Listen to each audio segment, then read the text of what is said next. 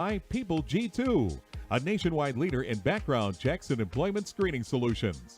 People G2 gives their clients access to the best human capital management and due diligence tools available. They are dedicated to helping their clients with all of their people-related decisions. To learn more, go to www.peopleg2.com.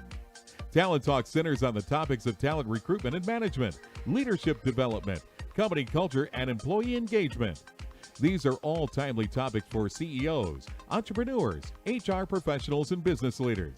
We hope that as you tune in to listen each week, whether to the live broadcast or to the podcast on iTunes or iHeartRadio, that you hear something you can take away that will help you grow and impact your career in a positive way. And now, here's the host of the Talent Talk Radio Show, the founder and CEO of People G2, Chris Dyer.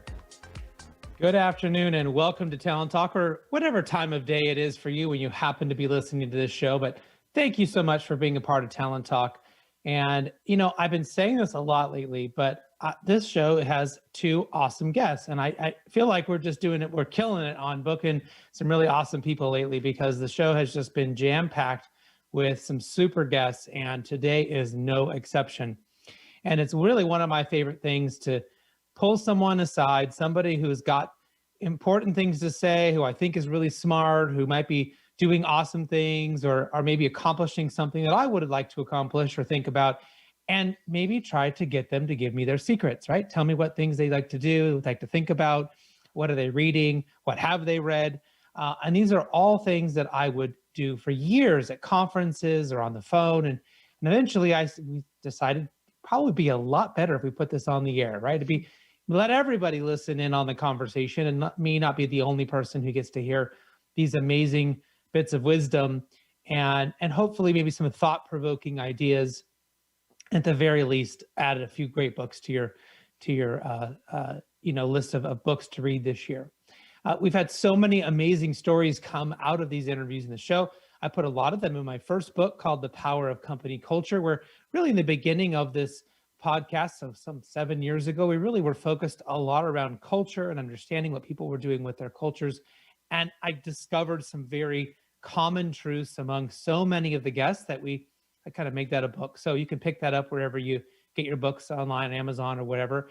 And then, of course, I started the next book, Remote Work. And before the pandemic, you could say I'm a visionary, or you could just say I was lucky. I will tell you I was just lucky that I started writing that before it was even sort of so mainstream.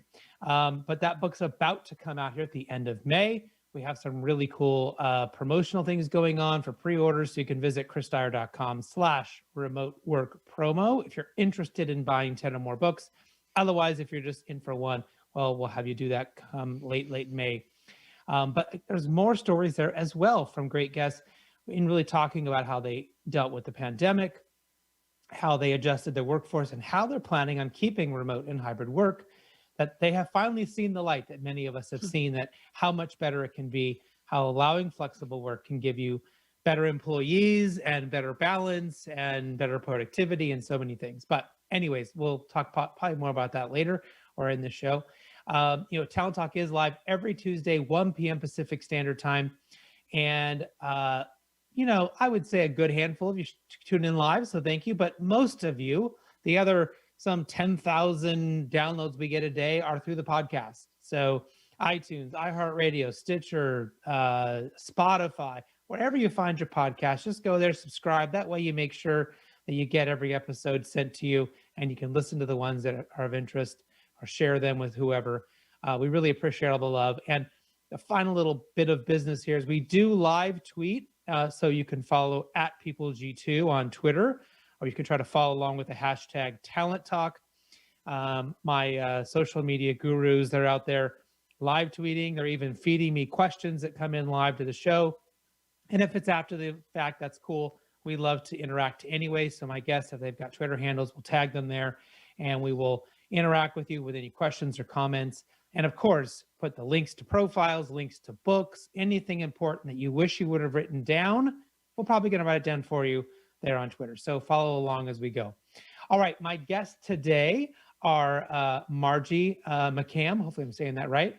All right. And Chief Freedom Officer at Learningtogo. That's all one word, Learningtogo.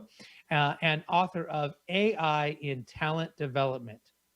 Capitalize on the AI revolution to transform the way you work, learn, and live. And then after the commercial break, we'll bring in Charlie Judy, Intelligent Medical Objects and Chief People and Culture Officer. Excited to talk to him after the commercial break. But let's go ahead and bring in Margie. Margie, welcome to the show today.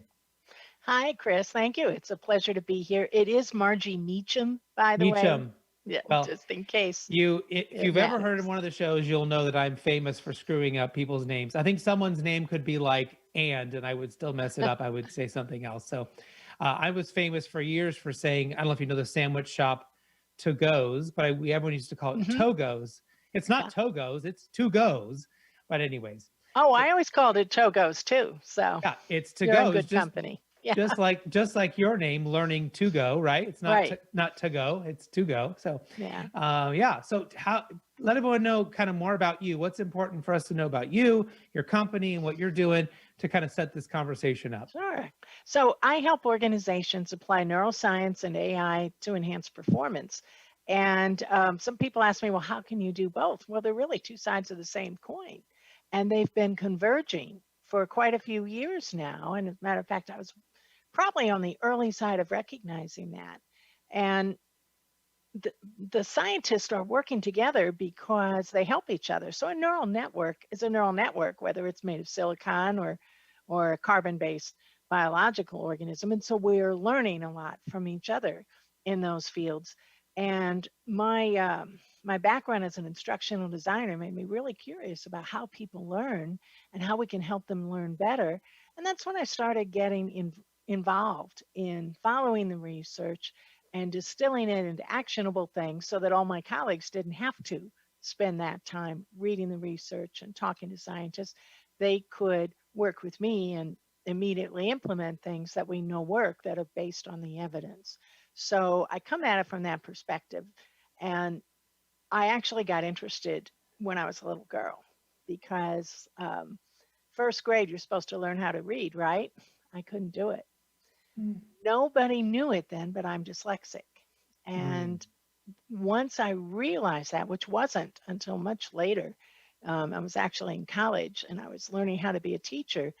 And I said to one of my professors, hey, I think I might be dyslexic. We were studying learning disabilities. And she said, oh, trust me, you'd know if you were. You would have found out long ago. But no, it turned out I am. And once I realized my brain worked a little differently, it helped me a lot.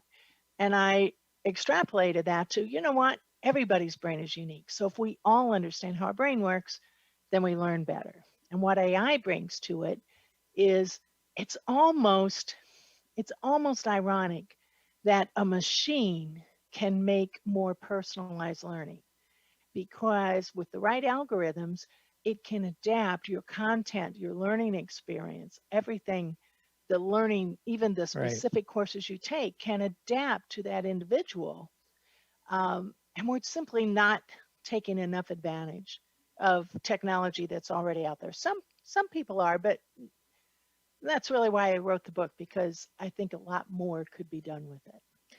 Well, I'm an advisor on an AI company called Work Done, and I got really interested in this as well, like you, because there are so many applications, and I don't think people realize how much of this can be done and is done in a really good way. And I think, early on, a lot of the pushback was, well, this is just going to take jobs. This is, people are just trying to replace somebody.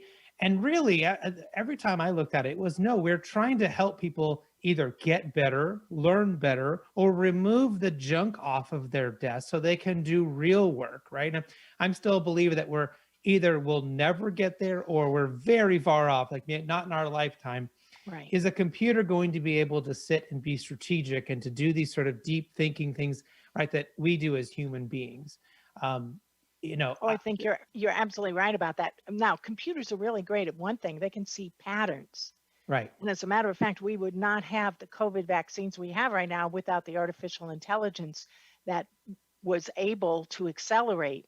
An army of humans could not have found the right combinations for the solutions we have now. And that's going to accelerate AI in every line of work, in every industry now, because they learned a lot. They learned a lot of techniques as they were Right. going through that. But what I do think we'll find as learning professionals is that we may not be replaced, but we might find ourselves working alongside a Right. robotic or automated, almost a colleague, an assistant, if you will, which, to streamline our work and let us be more strategic. So preliminary analysis might come from a program. In many Well, industries, it already is. So and why not in learning and development? if anybody out there is nerdy or geeky enough like me, that just sounds like Star Trek, right? Yeah. I mean, I Yeah. watched so Commander many data. episodes. Well, not even data. Just I watched so many episodes where they would talk with the computer. Yeah. Computer, run this. Can you try this? Can you? And the computer was working in conjunction with them. And now data was sort of this, another storyline where this, robot becomes basically human, in many ways. But there was this relationship between the computer could do all that work for them, but the human was still driving well, let's try this and let's apply it to that, right? And the computer would, okay, I can do patterns, I can do math, I can do this incredible heavy lifting. But even we talk about today, I mean, I think about how much AI is in my life right now. Well, I'm learning Spanish. So I have Duolingo, who is customizing lessons for me, deciding this. They're even using a bit of competition. They're putting me in groups of people. So I try to get a little bit higher score. Do you know what I mean? And they're figuring out, like, I know they're figuring out people who are around my level that practice about what I do and putting them in a group so that I will be more competitive and practice a little harder. It's the same thing with Peloton. Yeah. They're doing the same thing to me, and they're, and so, but this is all to help me, right? I'm learning a lot faster and I'm getting in better shape and I'm doing all these things in a way, like to your point, where it's sort of, it's something there to help me along my path. Right. And it's interesting too, those examples are using neuroscience just as much because they're getting you that jolt of dopamine through the competition aspect and the social aspects. So they're using both sides of that same coin of understanding neural networks. Yeah. And my only problem with all of that is that sometimes I'm too tired at the end of the day and I'll avoid doing any real studying on Duolingo because I know they're going to get me and I know I'm going to do like 10 lessons because I'm not going to want to put it down until I've beaten, so many people and gotten to the top of the list or whatever. And I'm like, oh, I'm too exhausted to do like 15 lessons right now. Right. So there's a little bit of that. So I've figured out strategies. Well, I can just do these other activities and I won't look at the leaderboard today, because you're right. Just they've got me with that. I'm a pretty competitive person. So I'm, I get in there and I'm number 6. Like, how do I get to number 1? Yeah. Right. Yeah. So, but if we think about, so this is my personal, experience with it, but I guess if we translate that into where are most companies at right now when it comes to using AI and maybe specifically with their talent development? Well, it's that last part of the question that changes the answer. Because if you just ask in general, what are most companies doing? They're all doing a lot of amazing things. Big companies, whether they're in banking, insurance, financial planning, medical, the medical field is, we even have AIs that are analyzing X-ray scans and doing it more efficiently and faster than human beings, completing medical tests. There are traffic control. And of course, we've been hearing about self-driving cars, for a while. A lot of industries, even agriculture is using AI to determine the best time to plant crops and the best time to harvest them and the right soil composition. So the applications are out there. What we see is very few applications in learning and development. Now, there are some for sure. For example, in China, there are automated teachers. There are not enough teachers for the many, many children who need to be taught. And so a lot of children are interacting with an automated artificial intelligence teacher that assigns lessons, gives them coaching, gives them the next assignment. And it's very similar to your Peloton. It scales up and there's an algorithm that determines just how hard to make it. So it's challenging, but not too challenging. So they don't get discouraged. But there could be a lot more of it. than what we're seeing. We have to look hard for the examples rather than seeing that it's prevalent. Yeah. And, I've seen recently, was reading Adam Grant's new book, Think Again, and he has an example in there of an actual AI that is able to debate with a human being.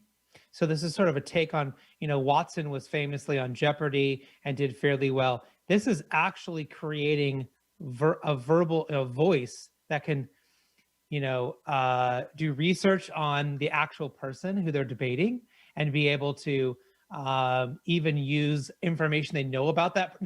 It's not just debating on the topic and blindly doesn't matter who they research this AI. Who am I debating against? What's their record? How do they normally phrase their arguments? It was fascinating, right? That they could do all of that, and give really good, convincing arguments for this issue. Well, and so that brings up the whole question of the Turing test, because at the beginning of computing, one of the great pioneers was asked, what do you think, will we ever be able to make a machine that's as intelligent as a human? And his answer was, well, if you can build a machine that will fool half of the people, 50% of the humans engaging with it will think it's a human, we can deem it to be intelligent, because we won't really know. How can you really know if that's a sentient being? Well, a lot of folks who work in the field say we can't really use that test anymore because we've already passed it. We already have these automated machines like that can win Jeopardy if that could have been set up in a way that you didn't know that was a machine. We're already fooled all the time with a help desk, a chatbot that is more than likely a program, not a human being behind it, but they give you the help you need, they get you where you need to be. Who cares? So this whole idea that they can perform so well we can't tell the difference creates a lot of intriguing possibilities. And I know it can get a little scary, but I'm kind of like you. For the most part, I think they're positive changes. But one thing we no longer really have is that test, because we've passed it. So now we have to move the bar farther and see what is it we're really trying to do. Well, you gave a great example about how AI really helped in the COVID fight. And I've really seen, and there's quite a few books that mention what you also mentioned about reading test results like X-rays and MRIs, and they're able to far better because they can see patterns, they can see put it in different types of lighting, they can do things that the human eye can't do. But the thing that's great about AI is it doesn't get tired. Right. I mean, it works 24/7. It can, if you build a chatbot, your chatbot can be helping virtually unlimited number of people at the same time.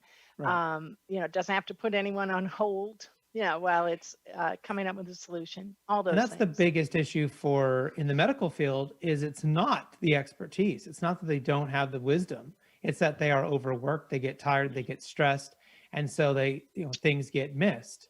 And, and I think probably too, there's a level of a doctor or a nurse or whoever is involved in your medical issue has a ramp up time, right? They start off and they have to learn on the job. Well, the AI is programmed in advance.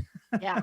It has to be trained, as I know you know. It does. So, but at least it can be trained on old data, right? Yes. Whereas they bring in doctors. I mean, there's a pretty scary they're practicing stat. on real patients. Yeah. Right. It's like, why are the most deaths happen in July in hospitals? Because that's when the residents start fresh. That's when they come in new, is in July. So okay, that's a scary. Isn't that a scary stat? Yeah. So if you ever find yourself in the hospital in July and a resident comes in, you send them right out the door and say, send in your boss. I'm not doing this. Okay. Well, and that kind of goes back to the 10,000 hours to be an expert. Well, right. The computer can get to that. It's really not a computer. It's a program. It's not the computer that's doing it. It's the program. That program can get to those 10,000 hours so much faster. So we really can build that expertise to where. Well, I think they said it was actually overconfidence was the problem that most of these doctors had, and inability to be able to say, maybe I don't know, and maybe I Yeah. need help, or maybe I need to ask somebody else, or maybe I need to think about this differently. They come in just thinking they need to exude confidence and they need to, Mhm. be, and then they end up being wrong. Sounds Um, like a lot of new managers I've known in my uh, lifetime as well. yeah, yeah, yeah. Boy, that's that strikes a chord. I've been there. So, where are, maybe what are some of the benefits of embracing or adopting AI for talent development? I mean, we have a lot of people on here that's their job, is talent Right. development, out finding talent, that are listening.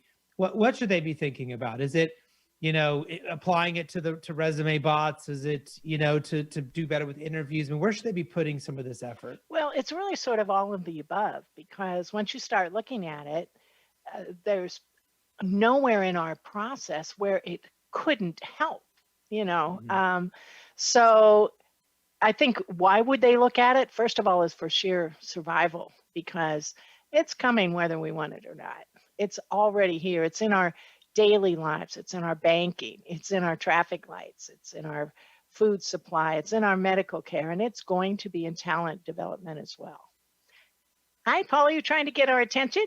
Oh yeah, just keep going. He was just letting us know we're a few minutes towards the end here, so Ah, we got okay. about So, we got about four I would minutes left. say start small, get educated, find out if your company may already have AI resources in other departments that you can tap into. You may already have people who are building applications that you could use in a little different way for talent development. Now, one of the issues that has come up, and I'm not sure we've even gotten close to the answer, is, the problem with AI is that if it's, garbage in, it's garbage out. So if you Mhm. tell it, go find me this, and that's not really what you need, right? That's where the human being kind of Right. comes in. Because if you tell it, I need this specific person, and that's not real, you don't even know that if you thought about this other type of person, they could do an even better job for you than what you sort of programmed into it. I see a lot of things on social media with people that are created programs to help basically beat the bots, or at least be able to meet the bots' expectations, right? Because a certain amount of the job posting needs to be Right. into your resume in order to be. Yeah. Otherwise, you're The just sort of getting keywords. Yeah. pushed off to the side, even if you were the best candidate. And now it's starting to be right now about who has the best resume, hmm which maybe it's always been It's, that way anyways. But go ahead. we could do a whole program just on that. And Yeah. that's actually a very blunt instrument. That type of AI is should be used simply as, a sorting tool. It's not to make the final or even the decision or even the final cut. And yet, unfortunately, a lot of employers are using it that way. So the other thing we have to be aware of is, what is this particular program good at and what isn't it good at? So far, most AI is not very good at nuance of any type. So what you end up is very black and white, qualified, not qualified Mhm. types of decisions, and that's always dangerous. The Yeah. other thing is, human beings have programmed these things, and so they tend to program in their own unconscious biases, and that's been very well documented with some pretty famous cases where the whole idea was to make the process more fair, and we kept getting white males because white males accidentally programmed in their own biases for the ideal candidate. Right. Right. And that's going to be one of the challenges. And one of my fears is that the lawyers get a hold of this to the point that they, it turns into something else, and then we can't actually let this AI work its way to something really great that can maybe meet. Someone could make the argument that, if there isn't the lawsuits and there isn't that push, then it won't ever get to the point where it can be great. But I guess we'll wait and see. One of the things I did want to make sure we ask before we wrap this up here is there a book that you're reading? Well, first tell us about your book, the name of your book, and then let us know if there's any other book that maybe you've been reading recently you think I might want to check out. Well, AI and Talent Development is available from ATD Press. It's on Amazon, and it's doing really well. We're very excited about it. That's my book. It's my cover in the background, so you'll recognize it when you search for it. Chris, I read all the time. I mostly read scientific journals, because by the time a book comes out, it starts to get out of date fairly quickly. Now, Right. to counter that with mine, I'm building a companion website where I will post updates, and so people who buy the book will learn about that website. But I'd be happy to give you a short list that you can give to all your listeners of Sure, go some ahead. recommendations, and I'll send that to you because I know we're running out of time. Sure. And we'll try to post that into the post follow up. And I guess the final question is, how can people get a hold of you, find out more about you, if they're interested in learning more about the work that you do? Okay, well, I'm on LinkedIn, I'm on Twitter at Margie Meacham. My website is learningtogo.info. That domain name's very important, so you find me, and there's a contact us link there where you can send me an email. You can sign up for my website newsletter there as well. And if anyone needs a little extra help, it's Meacham, in case you weren't sure how to spell Meacham, because I know I would struggle if I was just hearing it. So, Margie, thank you so much for being on the show today. I know it went quick. Hopefully, we can have you come back at some point, give us an update, since, like you said, things move so quickly in this space. Maybe get us an update on all the cool new things that have been going on. And again, thank you for being on the show. Great. Thank you so much. Bye. All right, we'll be right back after this quick commercial break, and we'll bring in our next guest, Charlie Judy. Imagine buying a newspaper and discovering that the news you're reading is 6 months old. There isn't much that stays the same for 6 months, and the same thing goes for background checks. In a time when so much outdated information is being passed around, it's good to know that People G2 offers something different. At People G2, we provide today's intelligence, not yesterday's news. Our value-added approach offers you a fully FCRA-compliant solution that includes up-to-the-minute information. By combining industry-leading technology with old-school human investigation, People G2 is able to give you information that is accurate right now, delivered quickly through our online system or integrated with your HR system. So ask yourself, are you comfortable working with old news, or are you ready for a different kind of background check company? Visit peopleg2.com or call 800-630-2880. That's 800-630-2880 or peopleg2.com.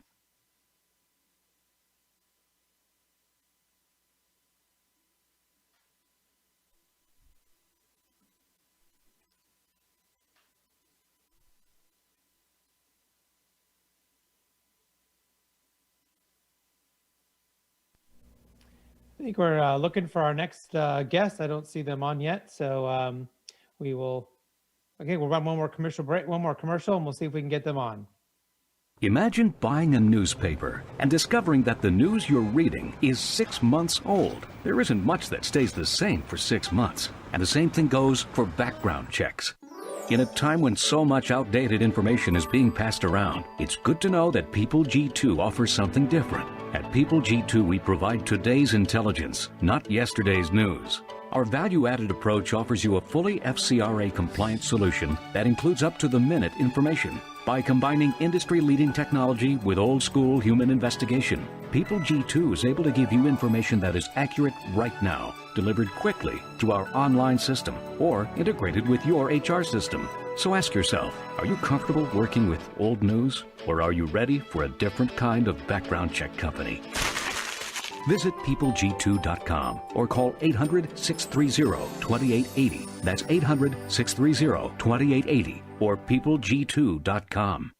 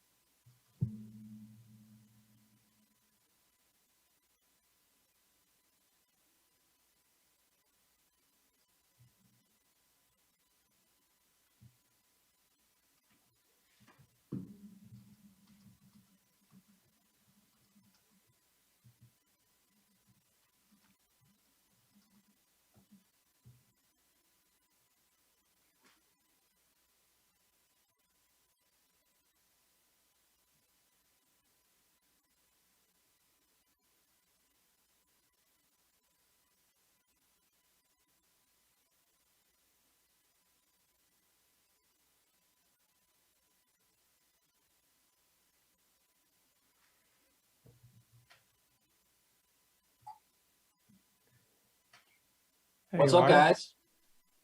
All right, we're live here, so we're gonna bring you in, and I think we're ready. Paul, let me just. I apologize. I did not realize it was live, so I would have been better about getting here on time. No problem. Here we go. We're Paul. You wanna run a? Want more room in your closet? Donate your clothes and accessories. Working Wardrobes is always looking for quality men's and women's business and casual clothing. Donate suits, dresses, jackets and slacks, shoes and belts, and custom jewelry. Everything in excellent condition and clothing on hangers, please. We are providing success suits for our clients every day. Go to workingwardrobes.org for more info. Welcome back to the Talent Talk Radio Show. In case you missed my first guest, Margie Meacham, you can get her interview as well as this one and all the other interviews we have for the last 7 years on talenttalkradio.com. You can subscribe there or go to iTunes, iHeartRadio, Stitcher, Spotify, wherever you find your podcast, to subscribe there and you can make sure you never miss an episode. All right, I'm going to bring in my next guest. He was on the Talent Talk show back in 2018.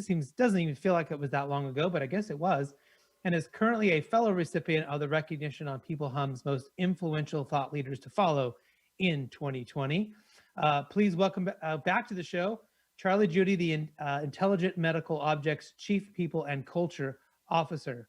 Hey, Charlie, how you doing?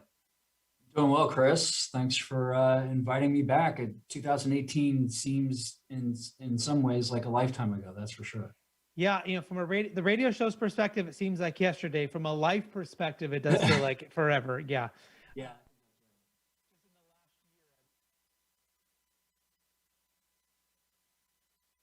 Who you are, what you're doing, what's important for everyone who's tuning in to know about you and your work. Yeah. Well, again, thanks again for inviting me.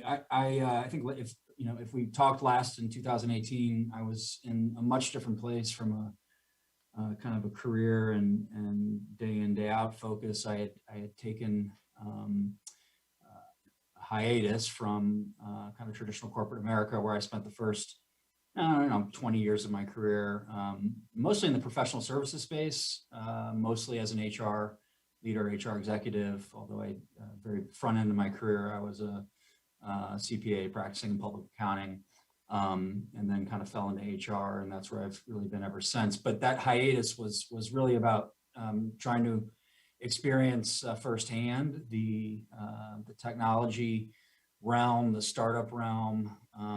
We ended up building a model for measuring or helping organizations measure workplace culture. And then we built a technology around that facilitated that process and also provided a bunch of analytics. And I really, really enjoyed that experience. I sold that company. And then in 2019, for all of the right reasons, thankfully decided to jump back into kind of my bread and butter, which is HR leadership, and have been with IMO since then. As their people and culture officer. So that's where I am today. IMO is it stands for Intelligent Medical Objects. It is we provide a software that sits on all of the EHRs out there, electronic health record systems. We're really an enabler of data. These EHRs have a lot of data in them, but the usability of that data, the reliability of that data, the consistency in that data, et cetera, is really called into question, and our software helps solve that. It creates, it makes that data really fit for purpose, whether that purpose is serving a patient or analyzing population health or any of the other reasons a provider may want to do that. So it's a cool space, and I'm glad I'm part of it. So what are you seeing right now? Like, if we were to kind of merge those two things together with, culture and employee experience and all of that, how does that converge right now in 2021 with analytics and data? I would say 5-6 years ago, the big thing we were seeing was, this overutilization of metrics and data, and managers would say, well, my top rep is making 20 calls. I want everyone to make 20 calls, right? And there was no like intelligence to it. There wasn't like well, yeah, your second rep is making 10 calls and doing almost the same amount of work or same amount of output, right? And so it was sort of, I would say, not really measuring what mattered. They were just looking at things and making up these, kind of crazy expectations for people. And then I think then there was a distrust of data, right? The employees sort of went the other direction. And I don't know, we've gone through COVID. What are you kind of seeing today? How do all those things playing together? Yeah, I mean, it's really an interesting parallel. I mean, I think a lot of this just has to do with kind of the data maturity curve. If you apply it to the realm of people and employee experience, I mean, I think we've all known professionally that data is important, and we say that we kind of pay it some lip service. Recently, maybe the last 5 to 10 years, we've started to get a lot more serious about it, and other organizations have matured at different paces. But the first stage of that maturity is just getting the data. I mean, there was a time, obviously, where we just didn't even know what data meant, and now we certainly have our fingertips on a hell of a lot more. But what you do with it, that's the important piece, and that's a lot of the stuff that you're pointing to. I mean, frankly, some of that data that we've been generating either doesn't mean a whole lot, or we think it means something and it pushes us in a direction which ultimately isn't the right direction to begin with. I mean, even if you think about how much emphasis we've placed on something like employee engagement. Well, what's your employee engagement score? Okay, I mean, that's interesting, but do you really know why that score is what it is? Do you understand what a trend means? Are you really gathering that data in a way that's statistically significant? Can you take a snapshot once a year and say that that's all you need to do to measure what your employees are experiencing? I mean, again, there is a need for us to get a lot smarter about what we're gathering. Is that data reliable? And then what are we going to do with it? Well, and right now, I mean, I think data was a really important component of convincing a lot of the old school managers and the old school companies that remote work could work, right? Yes. And it was really fascinating. For years, data was sort of this, I don't know, it was the bad guy in the room for a lot of people. And suddenly it became the good guy. And it was, well, look, calls have gone up, right? And scores have gone up, and the amount of time in the CRM has gone up, and the amount of time that we're spending with clients, has gone up. And I was like, well, why is that? Well, because people aren't spending 2 hours in traffic each way, right? Yeah. They're using that time to work. They are able to talk to more clients because they don't have to get on a plane just to go see one. They can talk to 15 in a day, right? And there's all these sort of great stories that, as someone who cares a lot about remote work, it was kind of cool to see the data turned on upside down to kind of be helpful for the employees. But what's interesting about that, though, is that still, I mean, you can use data, theoretically, you can use data to prove any side of an argument that you want. Well, that's been in time immemorial, right? I mean, that's like, you can always flip a coin. I used to be in like debate club, right? Flip a coin, you take pro, you take con. That side, right. I mean, same kind of thing, right? But what really complemented that data that you just described around remote and then brought it to life was that we actually had to live it, right? Like we still had to have that experience. I think that's the other really important part about any sort of workforce analytics that we're trying to gather, is that, I mean, it's simply a piece of the story. No data point. I don't care how beautiful your dashboard is. That's only the beginning of the story, right? Like you have to take the time to get into that and to understand what's behind that. And that's likely not going to come from a data point. That's going to come from really getting into the conversations and the observations and the firsthand experiences. That data is empirical.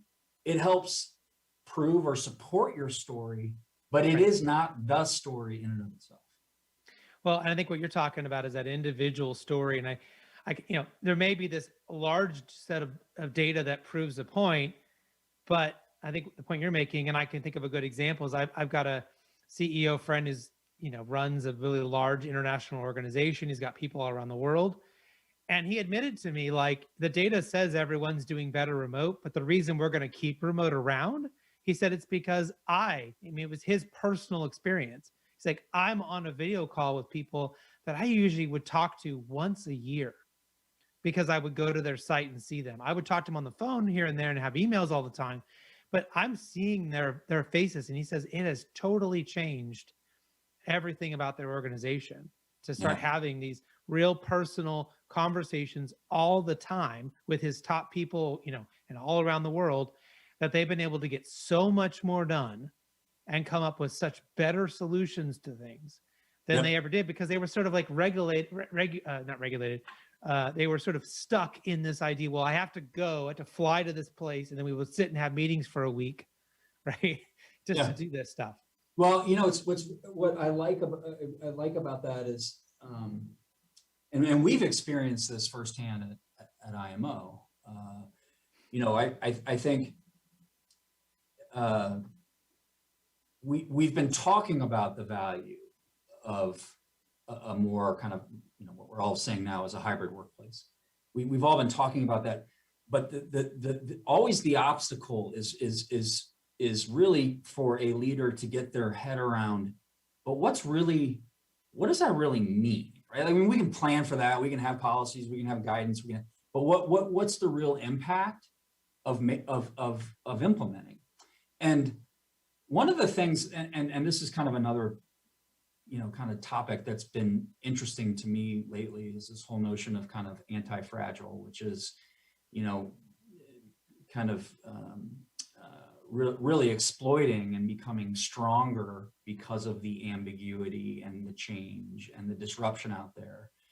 And I think that's a lot of what we learned the value of that in this COVID age, in that we were forced to go figure it out, right? And even those people that were naysayers soon experienced that we could figure it out. Mm-hmm. And that wasn't because we had a policy. It wasn't because we had a webinar and, you know, taught everybody how to do it. It was because we empowered every individual in the organization to go be effective at this. Let's figure it out. Nobody knew that we were going to have to do that. And sometimes I think that's the best way to implement change in the workplace, is to just go figure it out. Like, just go figure it out. We are smart human beings. We hire smart human beings, ostensibly. Let's go figure it out. Well, and who were the people that needed remote work originally, right? They were the people that had a very small budget, maybe a startup, you know, someone trying to get their company up off the ground, you know, out of their garage or out of their, you know, spare room, right? It was necessity that brought remote work. And then they saw the value and they kept it going. But for the average company, XYZ, whatever, you don't have to, right? Yeah. There was no need, right? I'll just keep bringing people in. Now, I would argue that there was some need. There was a talent. A lot of people had talent droughts in their area. And so remote work allows you to, but then they would just go open an office somewhere else. Right? That was sort of their solution. Well, we'll open one in that some other city and we can get talent there. But, you know, I think that for us, it's always been, we can get great talent for less money anywhere in the country. Right, we don't have to worry about they have to be where I'm located, and so it was always a great thing. You know, there's not everything is easy, but to your point, you got to go back and figure it out. But that necessity was a big thing, and I think certainly that has been the case for so many of the best inventions, the best bits of progress, probably in all of humanity. Right, is necessity sort of pushed us to have to figure that out. And well, I would posit that most organizations now will have to define that necessity a little bit differently than they have before. I mean, I think this is now part of the experience and expected experience, frankly. And so it's no longer an ROI. It's a you know, must have. And I was thinking about this from they're going to see that this is better. They can have all these wonderful things that come along with it. Employees, especially once their kids go back to school, will realize, geez, how much more effective they could be, because that's always been our experience. Yeah, the risk to some degree, though, is that you swing too far on, you know, in the other direction. Which I think, I mean, certainly that's something that we're paying a lot of attention to, because we also know that something that's core to our own culture doesn't necessarily work for everybody. What works for us is that stronger community, is that stronger face time, is that ability to be in the room together. And we don't want to lose that entirely. In fact, we want to preserve it and augment it, because we know it's been a success factor for us. So, Right. Finding that balance is the next challenge for organizations, I think. Yeah, and I guess the pushback would be just, because it's been a good thing in the past for any organization, doesn't mean you can't have a new, better, or new, different, right, positive. That's different. It doesn't have to be. I think that's the mistake we make, right? Is that something worked once, right? And then it's like, well, I want it to be that same way all the time because I'm comfortable with it. I mean, I imagine how many people said, I have no problem riding my horse to the store. It works just fine. Yeah. Right. I don't need that car. Yeah, but I think so. So to just for the sake of discussion, because I think that's the interesting part of this. I mean, but I do think we shouldn't assume that. I mean, some people just like riding a horse, right? Like, I mean, I just like. I've always liked being around people. That's something that's important for me, and I haven't necessarily thrived in this environment. I can't wait till we all get back into the office together. That's not everybody, but I would suggest that some people sign up for the organization because that is indeed part of it. So there are just as many people that benefit from a remote experience that do from, or the opposite way, benefit from a face experience, a brick and mortar experience than a remote experience. We have to pay attention to the individual as well, not just the corporation. Yeah, and I think all the data that we certainly have looked at over the years says that anyone that values, from an employee standpoint, remote work, they value work-life balance more than they value personal satisfaction, right? That the engagement of being around people, because in a non-COVID time, you can go get your people time and in some other place, right? You can volunteer, you can code, you can get that thing you're talking about. It doesn't have to be at work. But what people value at work is, I can take my kid to the doctor. I can be gone for an hour and it's not a big deal. I eliminate all those social pressures of, why isn't that person at their desk? And do they leave before the boss leaves? And are they the first one in, the last one? All that kind of stuff. And instead shifting the metric to, what is their output, right? We've come up with these goals, these KPIs. Are they meeting them? Are they beating them? Because that was the epiphany to me when we went remote in 2009. As I realized we were making these judgments, some of our judgments about our people, based on things that didn't matter. They were just visual cues, right? Yeah. And when we eliminated all that, and it was all just about, what is that output? What is that thing? It was like, oh, we were wrong about who our best employees were. Yeah. In fact, it was one example. We thought our best employee in the department, when we actually measured them correctly, they were our worst employee in the department. We shouldn't even have had them around. We should have fired them 5 years ago. Right. But we were using all the wrong metrics in our head. And that was based on us being together, Yeah. I mean, that goes back to the conversation that we started, which was, everybody wants more data. Be careful what you ask for. I mean, make sure that it's the right data. Right. Right. One of the interesting things I read today was that some people don't want to go back to work, and that for a reason that I hadn't even considered. And so it wasn't that they wanted flexibility or remote work. It's that they don't trust their other people around them yet. Given from a safety and health perspective, from a safety and health perspective, and I think we've always had a level of this. These people that don't wash their hands, that will sneeze and not cover their mouth, right? That don't have very good, habits that way. I mean, I can't tell you how many times I've been like in a public restroom and you see someone walk in, go to the restroom, and then they don't even wash their hands, or they just put some water on it, walk out the door, and you go, oh, how many people have they just infected with, if they've got something, right? I mean, there's this level of lack of personal responsibility some people have. And then you add in the fact that they could be spreading COVID. Do they have the vaccine? Do they not have it? Right? And so now companies are going to have to think about how they're going to handle that. Right. Yeah. Even if this isn't a choice thing, this is not a future of work thing. This is a health and safety thing. Yeah. How do you think companies should maybe begin to think about that part of it? Yeah. Again, I mean, I think it starts with the individual. I think the organization should have, kind of a vision for what hybrid looks like. Mm-hmm. They probably need to, and I'm just talking firsthand experience, right? We're in the middle of this right now. I mean, I think you got to put a stake in the ground. People want to know what we're marching towards, right? Or what we're trying to accomplish. And I think if you give them, the destination, but not necessarily every road to take or turn to make, that, ultimately they'll get there. For us, the destination is we start to live in a world where you're no longer an office employee or a remote employee. You're both.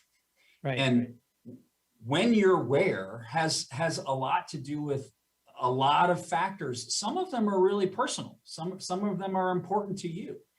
One of those factors may be, as you just described, Chris, like, I just am less comfortable coming into the office as much as I used to.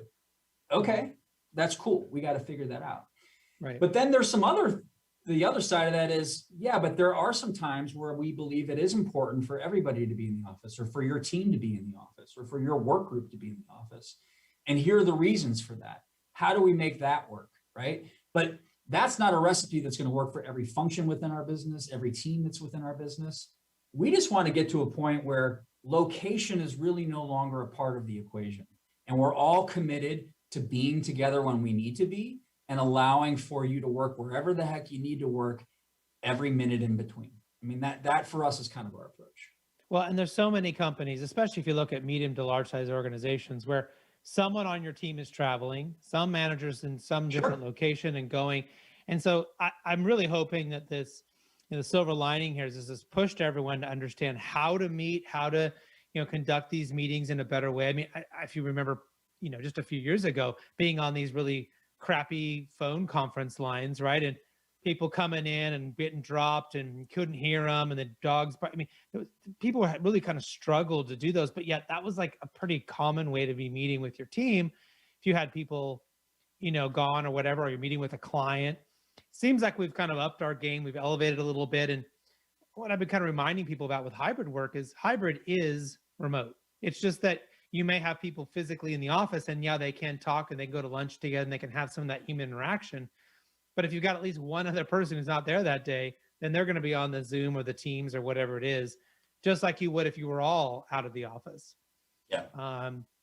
So yeah, and I think the hypersensitivity to, let's just say viruses, is not going anywhere anytime soon. I mean, we've all been educated on the way things can go. And I think that's going to be part of what organizations have to solve for. I mean, first and foremost, we always have to make sure we're providing for the safety and security of our people. And that now means different things than it did, a year and a half ago. Well, if you just look at what, how the flu drastically declined in the last year, because people wore masks, because people washed their hands, because people did some very basic things, right? So we could probably have a huge impact on the health of our country, of our communities, or whatever, by being better at this stuff, whether COVID is hanging over our head or not, right? Yep, I think that's absolutely on spot. I know that we're thinking a lot more about well-being, physical, financial, mental, social, all of that stuff, because we are in tune with how important that is today, and will continue to be, I think, going forward. Yeah.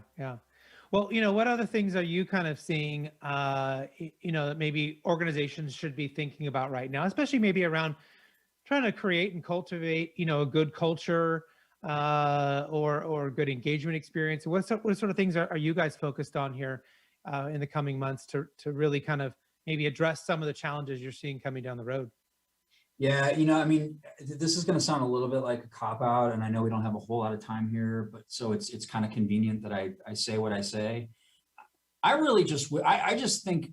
think 90% of the challenges that we face in the workplace when it comes to employee experience could be addressed directly and indirectly by just having better conversations. Let's just have better conversations with one another. Let's have meaningful, direct, candid conversations with one another. Let's do that often. Let's pay attention. Let's listen. Let's hear what our people are telling us. What do they need?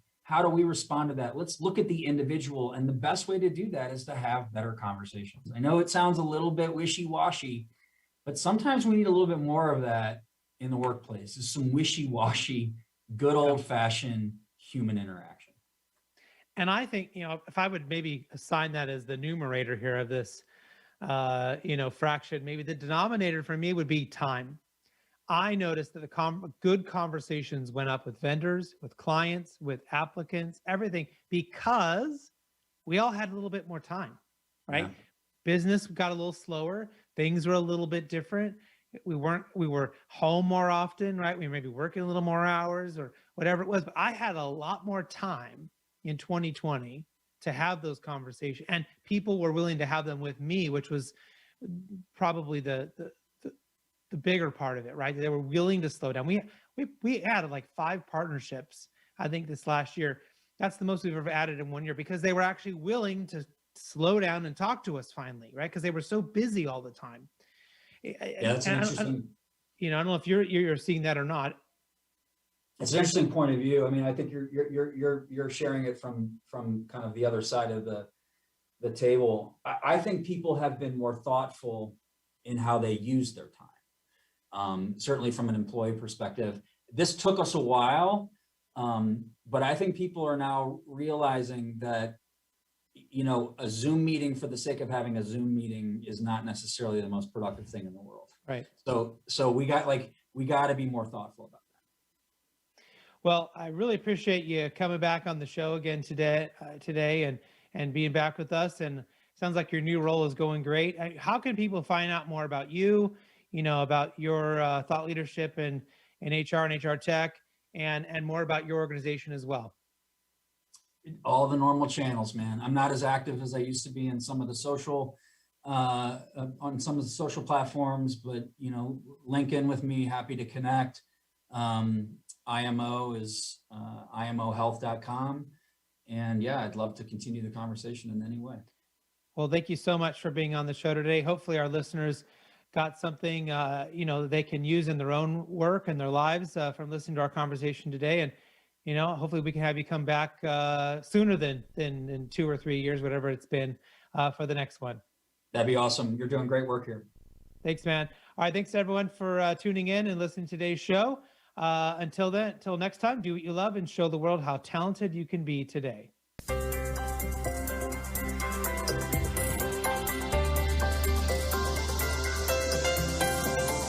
You've been listening to Talent Talk Radio, brought to you by People G2.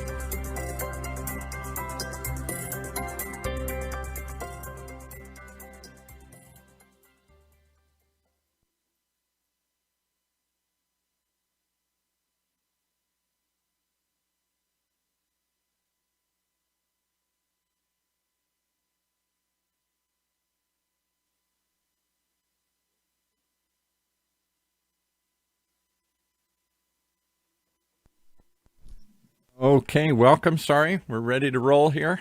No, just a second. We're waiting for the senator that's coming in. Okay. All right. Yeah, normally we have another show. We had to move things around here. We have another show at 2:00 here today, so I had to move things around and Thank run you. some I stuff. appreciate that very much. Okay. Well, let me do this. Okay. I'll be right back.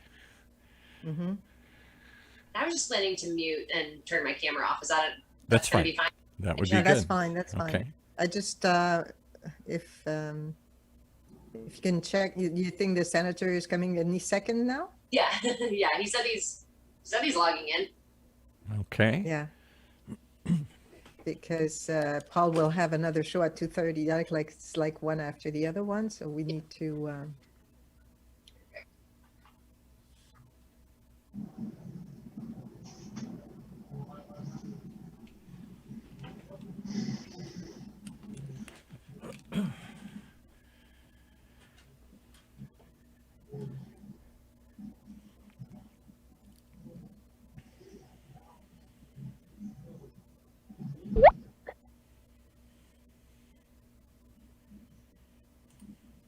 So, Paul, today we have Senator Ben Hueso, that will be on, and we have Jim Bartle with us as well. Okay. And they will talk about the